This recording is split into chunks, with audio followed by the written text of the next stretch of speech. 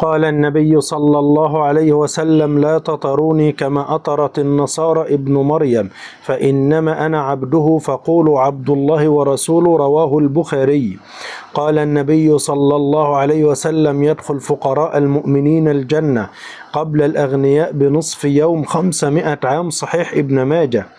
قال النبي صلى الله عليه وسلم: من باع جلد أضحيته فلا أضحية له.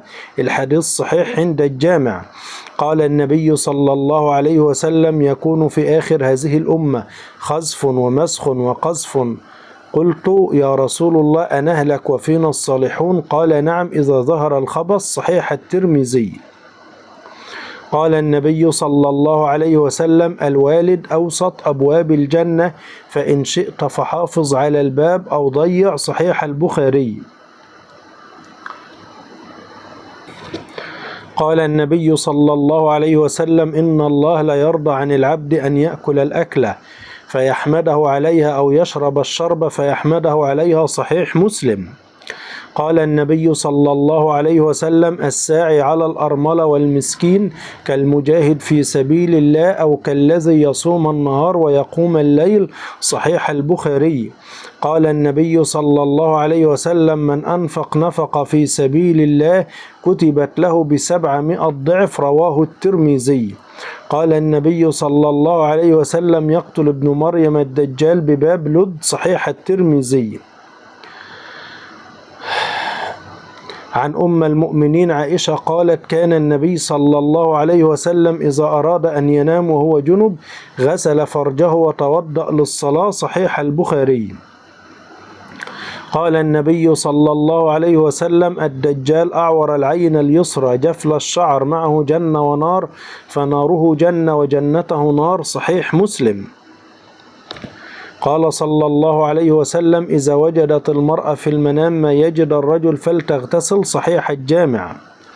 قال صلى الله عليه وسلم: العين حق، ولو كان شيء سابق القدر سبقته العين، وإذا استغسلتم فاغسلوا. صحيح مسلم.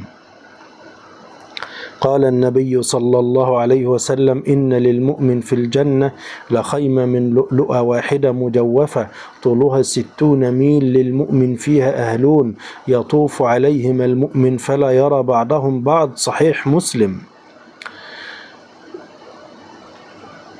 وقال النبي صلى الله عليه وسلم: من ابتلي من هذه البنات بشيء كن له سترا من النار. صحيح البخاري. وقال صلى الله عليه وسلم: من تاب قبل أن تطلع الشمس من مغربها تاب الله عليه. صحيح مسلم.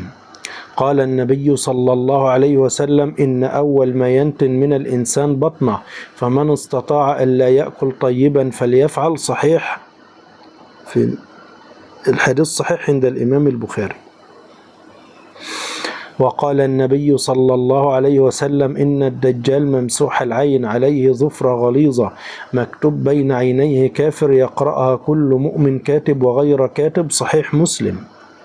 قال صلى الله عليه وسلم: الدجال ممسوح العين مكتوب بين عينيه كافر يقرأها كل